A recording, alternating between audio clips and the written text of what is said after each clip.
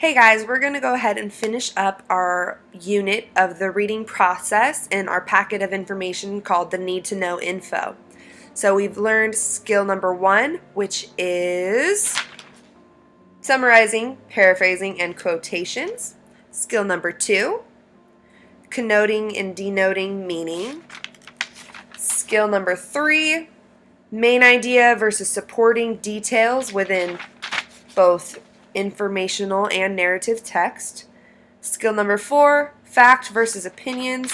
And now our last one to finish up this unit, cause and effect, as you guys can see on the screen right there.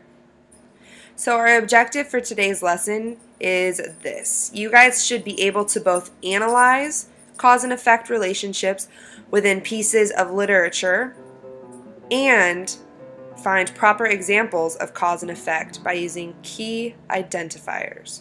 You guys should be able to demonstrate this understanding to me through in-class exercises in which you guys will show cause and effect relationship correctly. Alright, let's get started. What is cause and effect? Essentially, it's why things happen as they do. And analyzing cause and effect is just an attempt to understand these things. One thing about cause and effect that's important for us to realize is that cause and effect affects our everyday life circumstances and consequences. So it could be if someone sneezes, you can be affected and get a cold. In contrast, what caused them to receive the effect of having to sneeze? And in addition to everyday life circumstances and consequences, cause and effect is also found throughout all areas of academic study: math, social studies, science, reading, writing, literature.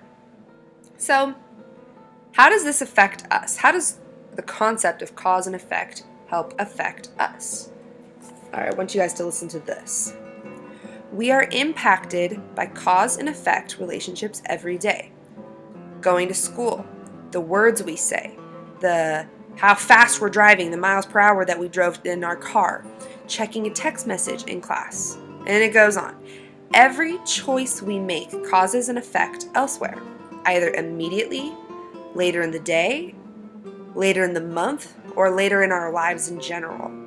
Everything we come into contact is going to affect us. And then teachervision.com says this: if we understand the causes of accidents, wars, and natural disasters, perhaps we can avoid them in the future. If we understand the consequences of our own behavior, perhaps we can modify our behavior in a way that will allow us to lead happier, safer lives. All right, so let's look at some definitions of these individual words. Cause. The noun definition is a person or thing that gives rise to an action, phenomenon, or condition.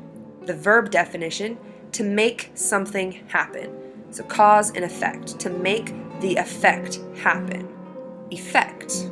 The noun definition, a change that is a result or consequence of an action or other cause. The verb definition, to cause something to happen, to bring about. So we can see just in this definition right here on effect, the verb definition, that cause and effect go hand in hand. You can't have a cause without an initial effect, and you can't have an effect without an initial cause. So how does this apply to 9th and 10th grade English?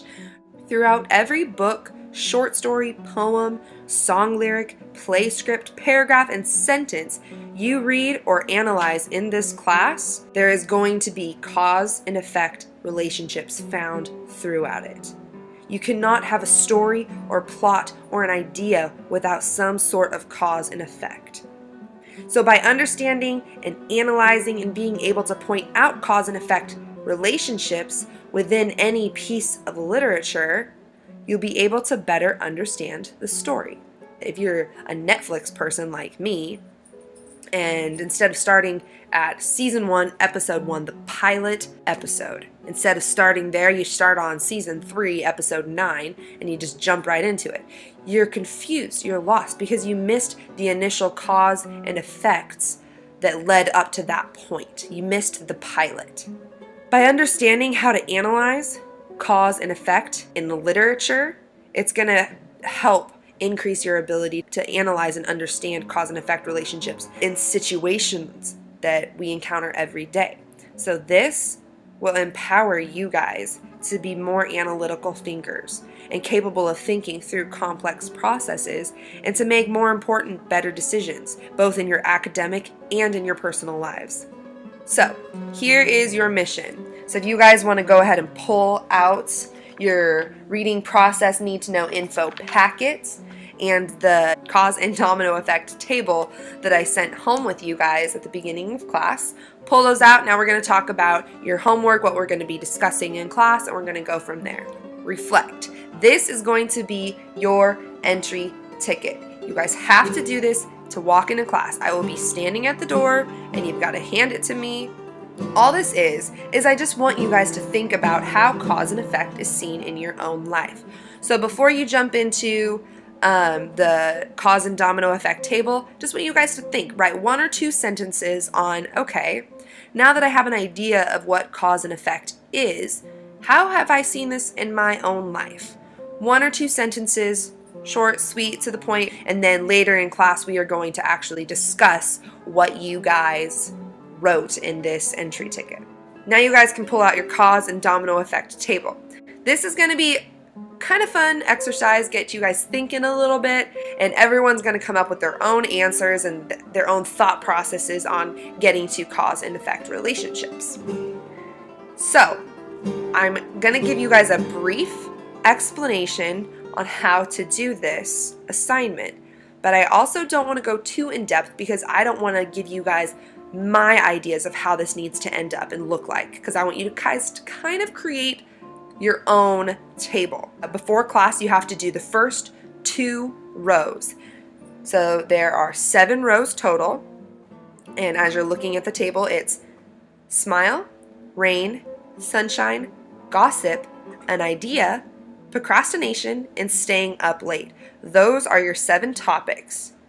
I want you to do smile and rain. So what you're going to do is you have your initial cause, smile. What effect does smile have on your surroundings, on the person next to you, on your puppy, on yourself? What effect does that have? Write it in the next column.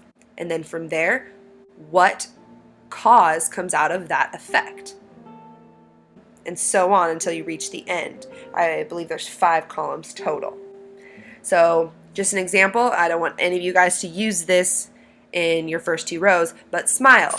What's the effect of smile? Well, I'll use my dog, for instance. When I smile at my dog, his tail wags. His tail wags. That is an effect. Okay, now what cause comes from that effect?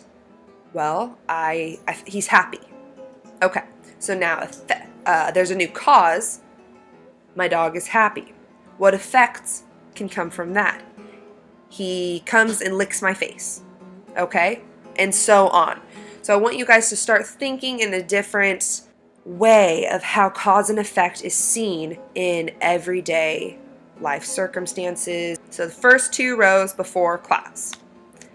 Next, keywords and phrases search. So if you guys will look on your reading process need to know info, back page, I've listed 12 keywords and phrases. So what your guys' assignment is, and I'm going to pair you guys up into groups in class. You guys are going to take these words and you're going to look into different areas of literature. A newspaper article, a magazine article, an interview, book, a comic strip, song lyrics, play script, anything you can think of that has written words in it. I want you guys to find at least 5 different sources that use those words to identify a cause and effect relationship. So there are 12 keywords total. I want you guys with those 12 keywords to have at least 5 sources.